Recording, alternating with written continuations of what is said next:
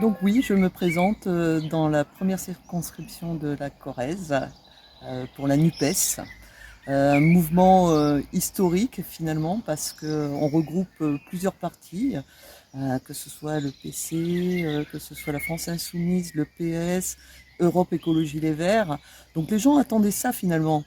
Et donc je suis ravi, très content de voir que le Parti communiste, fidèle à sa tradition de l'union, ait rejoint le rassemblement de la NUPES pour la victoire le 12 et le 19 juin prochain.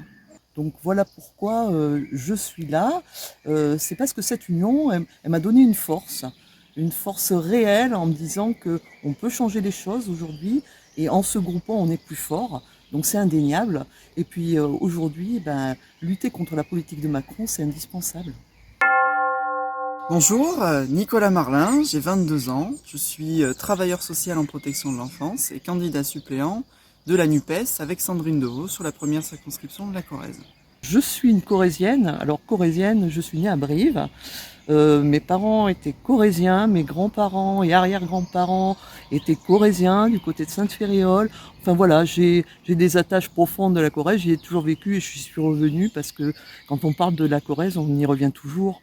Voilà, donc cet attachement aux gens, à la qualité de vie qu'on a envie de préserver là également, c'est indéniable quoi. Il faut que je sois là pour les Corréziens. J'habite la Corrèze et plus particulièrement Tulle depuis 11 ans. Voilà, j'y ai grandi, j'y ai appris, voilà, et j'y travaille maintenant à temps plein à Tulle, dans un métier que j'adore, avec une population riche. Et donc je serai fier de représenter la Corrèze, je suis fier de représenter la Corrèze dans cette élection. Je suis précaire en contrat à durée déterminée. J'ai enchaîné 5 contrats en l'espace de 2 ans. Là, je suis secrétaire administrative pour l'éducation nationale et pour l'enseignement supérieur ensuite. Mais je suis toujours dans cette précarité, c'est-à-dire que je ne sais pas ce que va être demain. Ce que je vis aujourd'hui, il y a pas mal de gens qui le vivent aussi. Et la raison de ma venue ici, d'être présente aux législatives, c'est se dire que cette représentativité, c'est pas seulement des gens avec un milieu favorisé, c'est pas que des médecins, c'est pas que des avocats, c'est pas que des politiques, c'est aussi des gens comme moi, des ouvriers, des artisans, des commerçants, des demandeurs d'emploi, des femmes seules peut-être. Voilà, c'est ça qui fait la France. Et donc cette représentativité, on en a besoin. Et c'est pour ça aussi que je me présente. Mon père était artisan, donc peintre. Il a pris sa retraite à 60 ans et 2 mois après, il est décédé.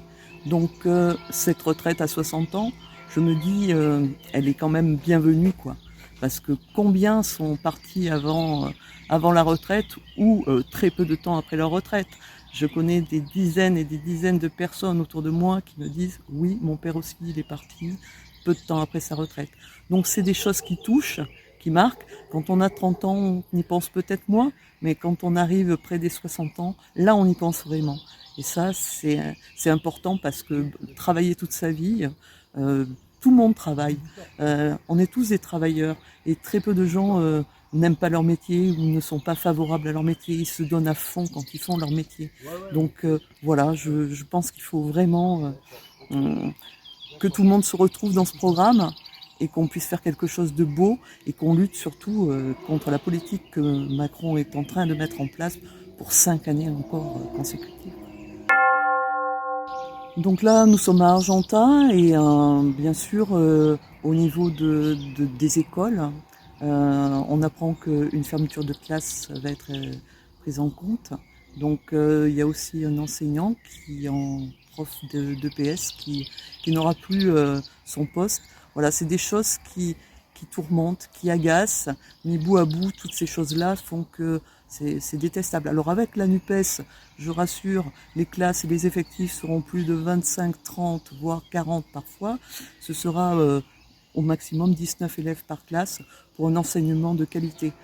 Et on espère aussi que les enseignants ne seront pas des enseignants au rabais, c'est des gens aussi qui doivent être convaincus de leur métier, qu'ils aient une formation adéquate, qu'on puisse avoir de l'accompagnement scolaire qu'on puisse avoir des ATSEM, des AVS, des auxiliaires de vie scolaire qui soient présentes, et puis qu'on leur demande aussi à ces AVS quelles sont leurs spécialités, parce que être baladé de site en site, c'est pas très bien.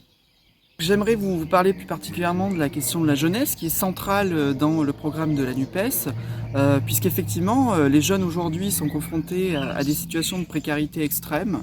Aujourd'hui les bourses sur critères sociaux représentent pour l'échelon maximum 500 et quelques euros par mois, et on sait que c'est très peu par rapport aux charges auxquelles sont confrontés les étudiants et les jeunes de manière générale. Donc nous proposons 1063 euros pour tous les jeunes et notamment les étudiants, pour qu'ils puissent faire leurs études en toute sérénité, qu'ils ne soient pas obligés de travailler et donc soient confrontés à l'échec scolaire.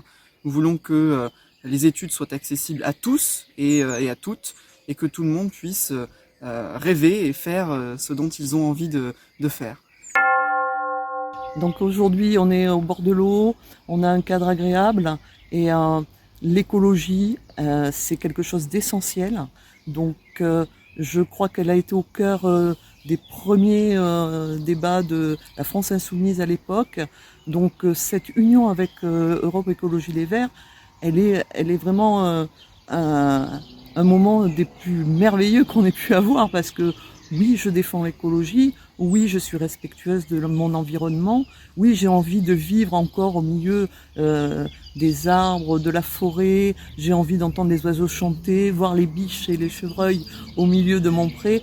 Voilà, j'ai cette chance aussi de vivre à la campagne et de pouvoir bénéficier de ces bons moments. Et puis je me dis que notre agriculture, elle a besoin de changer. De toute façon, on n'aura pas le choix. Il va falloir changer nos modes de consommation, nos modes de vie. Et là, voilà, on est là. Mon engagement sur le territoire de la Corrèze au sein du Parti communiste depuis plusieurs années, notamment dans l'organisation de ce parti, ainsi que mon expérience en tant que candidat au municipal, je pense que cela m'apporte de la légitimité dans l'exercice du mandat de député, que j'aurai plaisir à exercer si jamais l'occasion se présentait. Voilà, il faut des jeunes en politique, les jeunes ont plein d'idées, et on est autant légitime à 22 ans que quand on en a 57. Alors si on m'avait dit que je serais députée il y a quelques mois de ça, je n'aurais même pas évoqué la question. Aujourd'hui, je suis là, donc j'y suis. Le fait qu'il y ait une équipe, un ensemble, un groupe autour de moi, des centaines de soutiens, je me suis dit, voilà, je suis légitime. J'ai la chance aussi d'avoir un binôme, Nicolas Marlin, qui est fabuleux, qui lui sera sur le terrain, pourra m'aider si je suis à l'Assemblée. Donc je sais que je suis très entourée, et je sais que ma présence sera importante pour tous en Corrèze, parce qu'il est hors de question que je fasse les choses à moitié. Je suis très heureux d'accompagner Sandrine dans cette campagne. C'est une personne qui a énormément de valeur, qui se met au travail, qui n'a pas peur d'affronter les défis de demain. Elle connaît les situations que vous connaissez aussi, la précarité, c'est une salariée précaire. Je lui fais totalement confiance, et quand elle sera élue, elle saura vous représenter avec dignité, avec respect, toujours dans l'optique de vous écouter, de vous représenter le plus dignement possible.